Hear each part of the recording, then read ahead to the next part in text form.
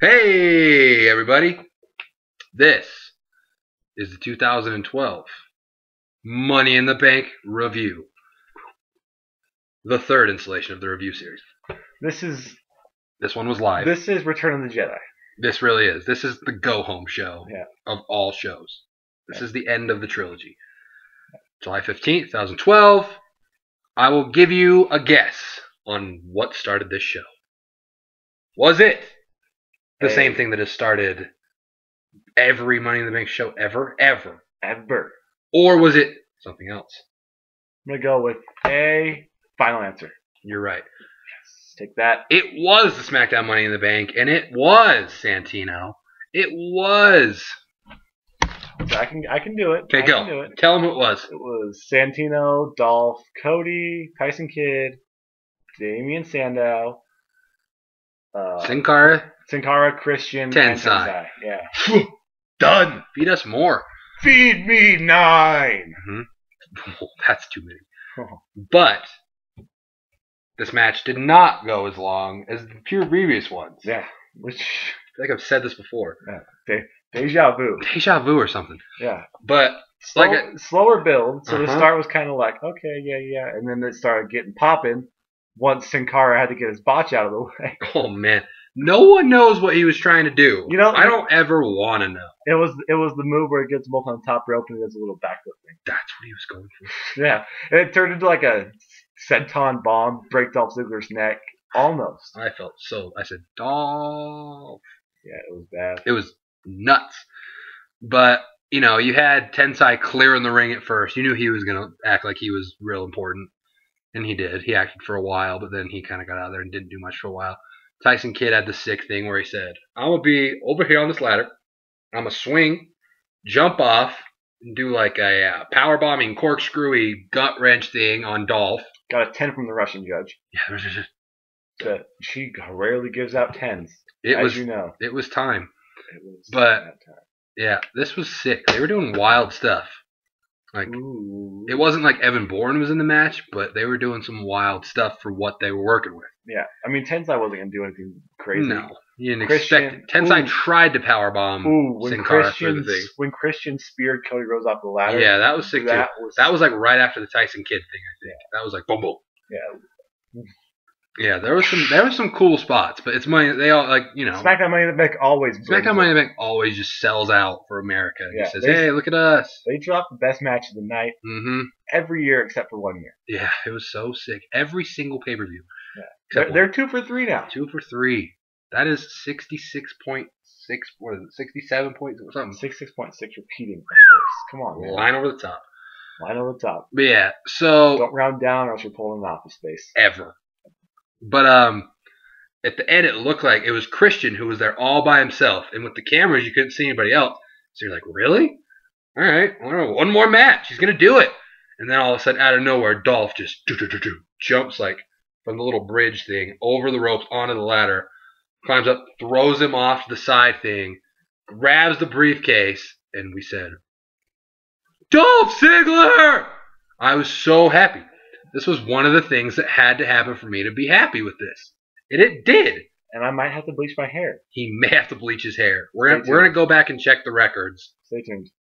I think we said this. # Platinum G. But I think in the annals of time, that was said. But Dolph wins. I was excited. He was excited. We were all excited. None of us picked Dolph, but deep in our hearts, we all did. We all picked Dolph, but it wasn't on the paper. Yeah, you guys know how we feel about Dolph. It's no surprise. Hey, Colby picked Dolph. Yep. Yeah, he picked Dolph. So Colby was winning at this point. Yep. Man, we need to let Colby jump in this midway in the game and see if he can make a comeback in the pick. Yeah. But yeah. So Dolph won. I was pumped. He is securely in my fave 5. Obviously, you guys know we've been talking about Dolph Ziggler for days. Yeah, but he's number 3 in mine. It finally happened. It happened, and it's not a matter of if Dolph's gonna be a champion again, but a matter of when. Almost tonight. Almost. Yeah, we'll get to that in a second. Almost. First, filler tag match. No. Yeah. Oh, you're right. My bad. Miz came out. Miz looking like he just filmed the Marine. He had new hair. He had a little mustache going. I said, who is this guy? This guy is trying to be the Marine right now. He's trying to look like he's in the Army. He comes out, basically cuts promo. He's sick and tired of being underused and underutilized, and he's sick of being off the card. So tonight it will not have 4 people, but 5 people in the Raw Money in the Bank. 5 man, 5 man, 5 man, 5 man, 5 man. WWE Money in the Bank Championship match. 5, not 4. And so he comes out and says that, and so I was excited because The Miz is also in the Fave 5, and plus it was just another guy to make it not 4. Mm-hmm. So anybody they added was going to be good. Even if it was Ray, I'd have been pumped. You guys know how I feel about Ray. I'd be like, yes, 5 people at least. At least there's more stuff to do. But so Miz came out, so that was cool. So at least we had more of that, or one more person later. So that's really all that happened there. And then the World Heavyweight Championship match. I'll be completely honest with you. I was not paying attention. Like, I was watching it, but I wasn't at all. My eyes were on the screen, but I wasn't paying attention. Yeah. Like, I was just because it's one of those matches where you're pretty sure you know who's gonna win, and you don't really I for one, I like Del Rio more than Sheamus, but I really don't like either of them. So it was just kind of like, I know Sheamus is gonna win. I don't care about this match, so I didn't pay attention until you could kind of feel it was get towards the end. Yeah. And I was right. Sheamus did win. It's crazy to think that, you always think, oh, we don't want to see any false finishers that weakens the finisher. Well, when it's a submission move, you do want to see it being attempted and that being the main cycle. I don't think Sheamus. I don't think Sheamus was ever in a position where it was like, The only thing I ever I heard him say, setting him up for the cross, he was working on his arm to set up for it, but it never really got to that point. To where the point where you're like, oh my gosh, it might happen. So, what are they gonna do with Sheamus next? Because Sheamus wins. Oh, you guys would hear a different tone in our voice if Sheamus would have lost. Yeah. Because we're talking about how we knew it was gonna happen, and it happened. So, what do they do next? Oh, here's a little sparkling idea. Let's have Dolph Ziggler cash in. Yeah. He runs out. And he was, after the match, Ricardo and they attacked him, but not to the point where you're like, oh crap, he is laid out. He better go in that level. Oh no. He was down, so when you heard Dolph, maybe? I don't know. And then once he comes out, Del Rio kind of gets in his face, no. So they argue for a minute, and by the time Dolph starts to get ready, Sheamus comes up and bro kicks him to the face. So what? What was the point behind that? Is it the whole tea of is Dolph gonna be the first person who cashes in and doesn't? Okay, if he does that, he's gonna end up being in TNA facing Austin Aries within the next 2 years because there's no need for him to stay at this company if they're gonna continue to bury him. I know. But, hey, I'm going to believe. I'd like to make myself believe. I'd like to make myself believe that Dolph Ziggler. Hopefully comes out, cracks a joke, makes a play at Daniel Bryan, and he's like, I'm going to wait till WrestleMania. And he starts laughing. Says, gotcha. Looks at the camera ha. Yeah, I'm going to wait till WrestleMania because people have done that before. Yep. Kennedy! So Dolph Ziggler, cash attempt number 1, unsuccessful, match never starts. In terms of the hierarchy of Money in the Bank winners throughout time, he's kind of low because he went to cash in the first night and all that stuff. And Del Rio tried last year. He got a swift boot to the face. And he's not in the danger zone where it's like, oh, he's going to drop the briefcase like Kennedy, Daniel Bryan. Yeah, Daniel Bryan, we were just waiting for Wade Barrett to take that thing last year. And it's almost like waiting for Wade Barrett to take it from Dolph Ziggler. I really am. I wouldn't be shocked. Yeah, I wouldn't either. Maybe take it from Cena. Wade Barrett says, listen, Cena. We'll get to that later. That's only if Cena wins, though. Yeah, only if Cena wins. We haven't seen the rest of the show yet. It's still going on. We're jumping the gun here. Yeah. That's why we're doing this so late. Yeah. It takes a long time for us to upload. This has been uploading for the past hour. Yeah, we uploaded this. We started uploading this at what, 8 o'clock Mountain Time, 10 Eastern. Come on, guys. Yeah, this is live reaction. This is this is prediction / results. We're predicting what we think's gonna happen. No, we actually filmed this as part 3 a couple weeks ago. Yeah, this is pretty much we're just telling you what's happening. That's why we're not outside because we just want to give it away. It's got too dark. We filmed this as part 3 of our series, and it got too dark out. So it was so dark. Yeah. Here's your random tag match. Okay, well, Kofi and Truth on commentary. Primetime players with Primo and Epico. When the primetime players are the number one contenders, meaning they should have a tag match. Mm-hmm. Instead, Hugo Camacho had one in the pre-show, which of course, you know who won. The Kofi Truth. I don't know. Mm-hmm. The Truth and the Kofi. I don't know what their name. They don't have a cool name. Little Jimmy in Paradise. Little Jimmy in Paradise.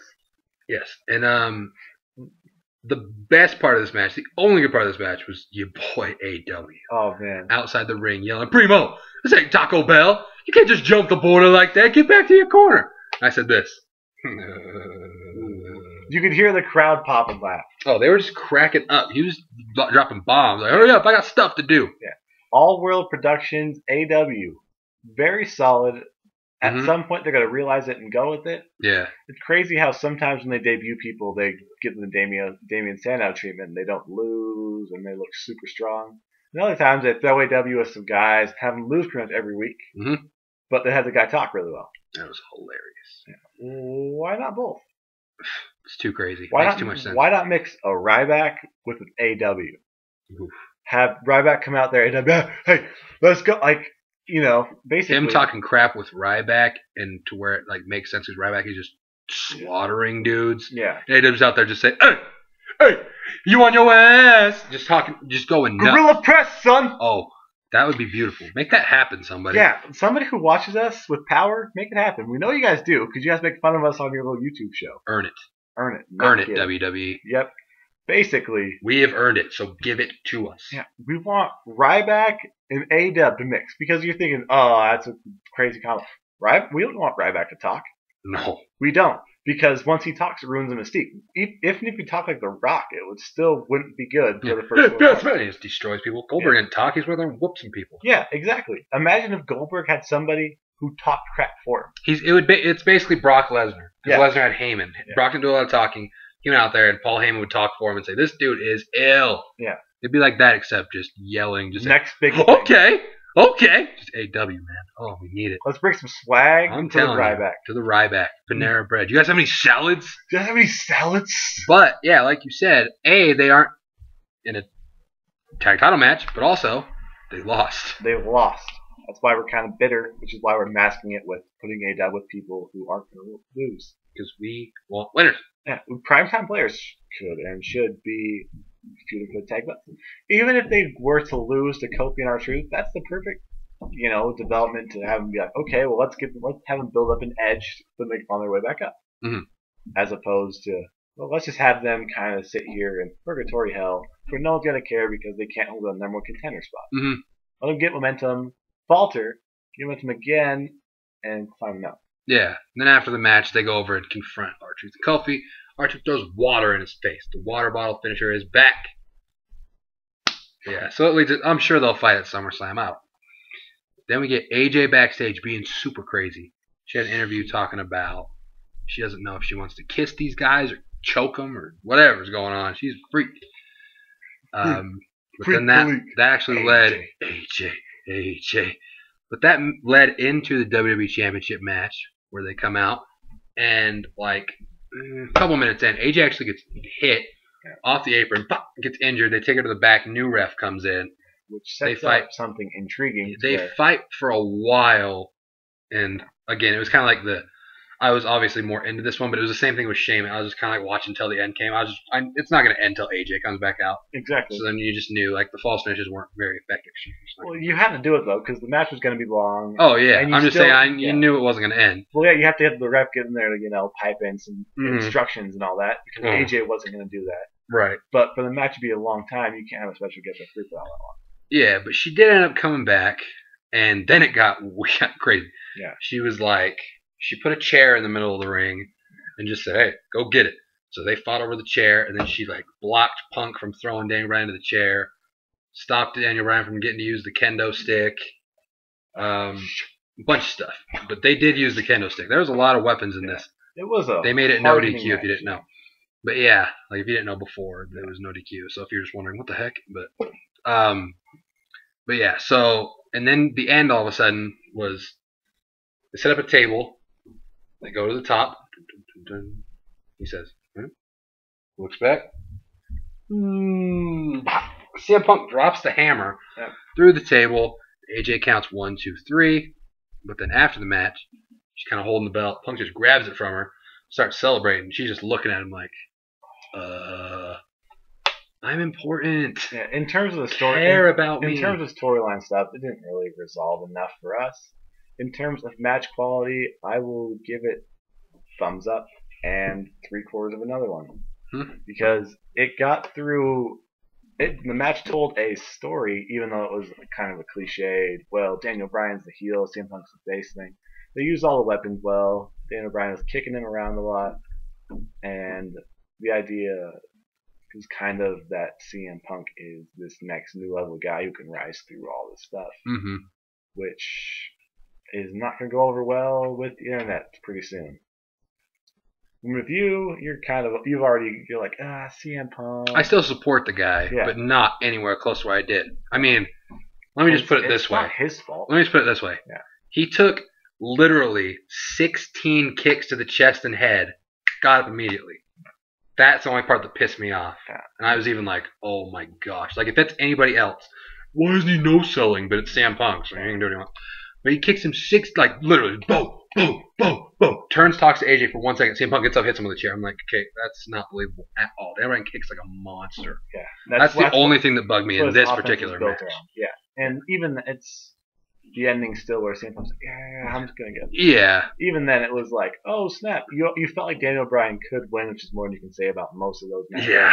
Like, you felt like, oh, well, maybe it could happen. I know, that's what's weird. Like, you never felt like Jericho's had a chance. Yeah. Like, after Elimination Chamber, we didn't win there, you're like, okay, Punk's winning. These ones, I picked Daniel Bryan last time. Like, at least it's not making it so he's, like, so dominant that it's ridiculous. Yeah. Daniel Bryan he's winning every time, but it's not like, oh, no one's going to beat him. It's not like when Cena's the champion. Yeah. It comes. Oh, it is, but I mean, lately it's been like, okay, and maybe it's not because he's being booked that way. Maybe it's just because like we're so used to short title reigns. Like he's got to lose it one of these times. Well, he is being. Well, I mean, like you look at it, it's like, oh, well, he could lose, he could win, you know, as opposed to before where it's like, oh, Cena's not losing to. Yeah, exactly. Yeah, it's nowhere close to that bad, but I mean, it's. If for CM Punk, he's never the main event, so you always feel like they don't really care, so he could lose it at anything. Yeah. I mean, normally it's like it's kind of a throwaway pay-per-view. They're not gonna. They're like, so our problems aren't with CM Punk except for that no-selling incident. Yeah, and that's a lot of people do that. It's just he had to go through with it with how the pacing was. It was much Bryan as well as him because Bryan charged him in the corner. Yeah. But yeah, so that's my only complaint I remember. Yeah. Whatever, it was good. It was good. You know, you look at it, it's not match of the year because it kind of had some dumb stuff to it. But it'll continue tomorrow where AJ will come out and talk about how something, because it has to, because she was like looking at him the whole time pissed at like, you should be like thanking me, embrace me. Yeah, let's get Daniel Bryan out of this. let's have him feud for the U.S. title. Let's have him be super serious and just beat the shit out of Santino. Just for like 10 minutes straight, just stomp him into the ground. Do it. It'd be entertaining. Yeah, because he does it in a way to where you can't help but cheer it. Because it's not like elbow. He's like, elbow.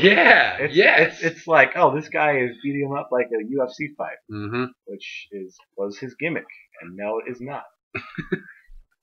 But let's see what they do with this next.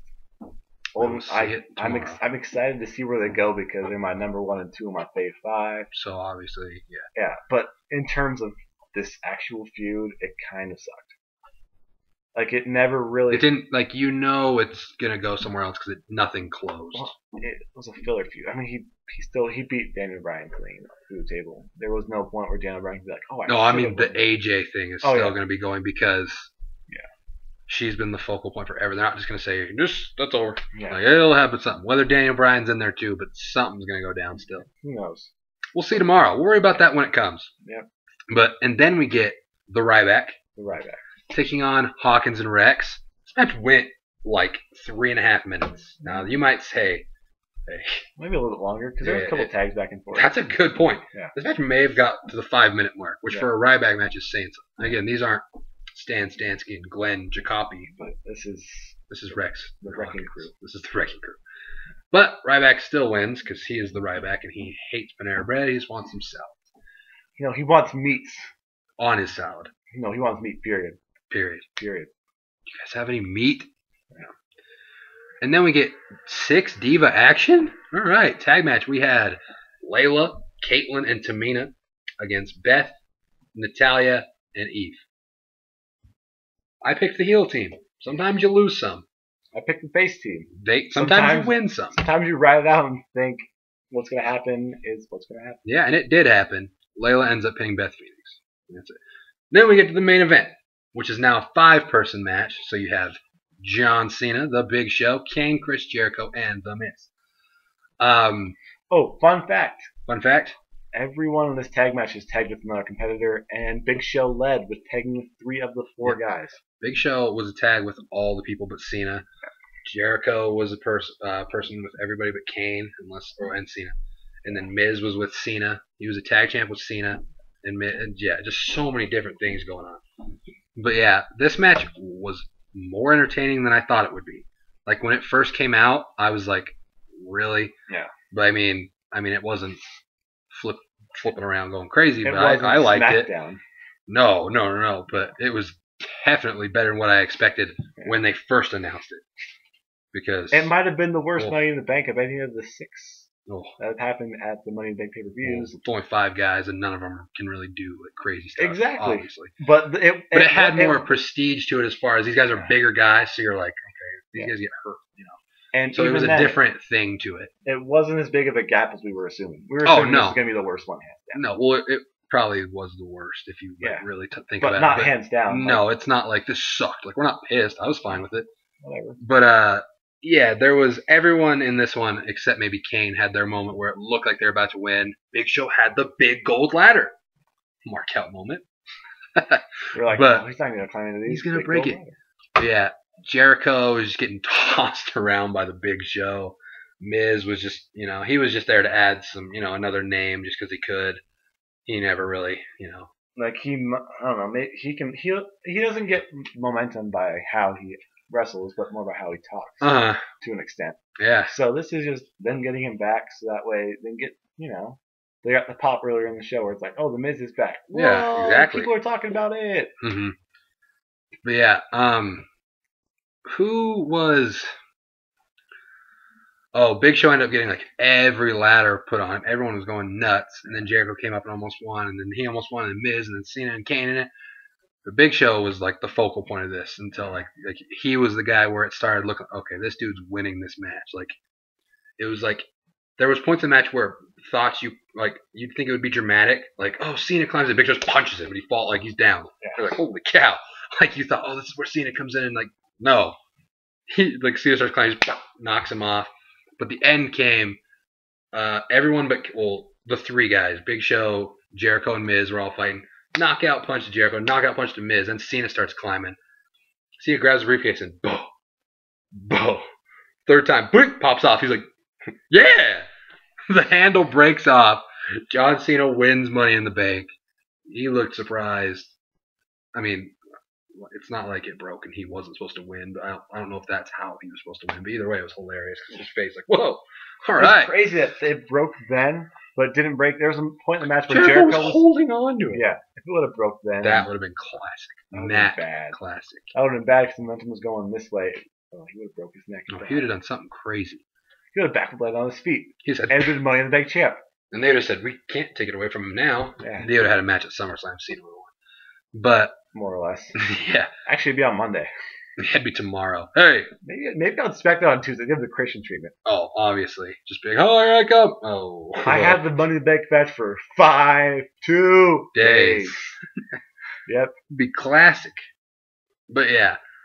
So that's the show. Cena wins. So we got Dolph and Cena. 2 completely different. I actually like it because it is 2 complete ends of the spectrum as far as Dolph, the heel that he's one of those guys where if he cashes in, you're not sure because the way they book him, it's like he deserves it, but you don't know how it is. Then you have Cena where it's like, oh, he'll probably challenge for a match. He'll pull the RVD and not like because it hurts his unless he's turning heel. Yeah. It hurts his character to come out and yeah. He bitched out Del Rio last year. Remember? You're a fake champion. You cashed in a briefcase. He was freaking out that one Raw. he's gonna challenge at SummerSlam probably. He'll probably, hey Punk, let's fight, or something like that. Raw 1000 next week. Yeah, something. Me versus you, Punk. Mm-hmm. And then he'll win. And then The Rock will be like, SummerSlam. Hey. It's going down. It's going down. And The Rock says, and then Cena says, huh? And he goes, yeah. And then Triple H says, I got a co-main event. Shoot. Then Brock says, hey, how much am I getting paid? Same. Dope, man. Oh, yeah. I get paid on the buy rate, right? Brock Lesnar is my favorite because he does not care. Yeah. He just says, do I make less money if Rock's on the show? Nah. I make more because they get more buy rate? Dope. Triple H says, no. Let's make some phone calls. Undertaker, let's come back. let's get Taker versus Austin. Let's get this wild going, SummerSlam. Best SummerSlam ever. I'll call up Kale Song. He'll come back and fight CM Punk. That'd be incredible. Fuck it. But yeah, let's get paid. The complete ends of the spectrum of Brock Lesnar and Triple H are going to make that match quite hilarious. Yeah. But, yeah, so that was Money in the Bank. We don't ever do star ratings, so I don't really... I liked it. I'll give it this. I'll give it this. I liked it. Raising the roof. I liked it. Doing the Bernie. So, subscribe up above if you haven't. Okay, answer me this. We were at $5.99 for like 2 weeks. Like, hey, be number 600. Took 2 weeks to get 600. Now we're like 618. Where were all you guys? You could have been 600. But this is us, and we're here. This is Jake. People that hadn't do like, I don't know what you're talking. I'm siding with the Jake guy when I was doing the predictions. No one knew who you were, the new subscribers. They thought you were some imaginary picker. But hey, this is him. Welcome to the Tree of Woe Show. I'm a Sting guy. Yep. We will see you tomorrow for Raw. Leave your comments below, like this video. Salute. Hit me up on Facebook.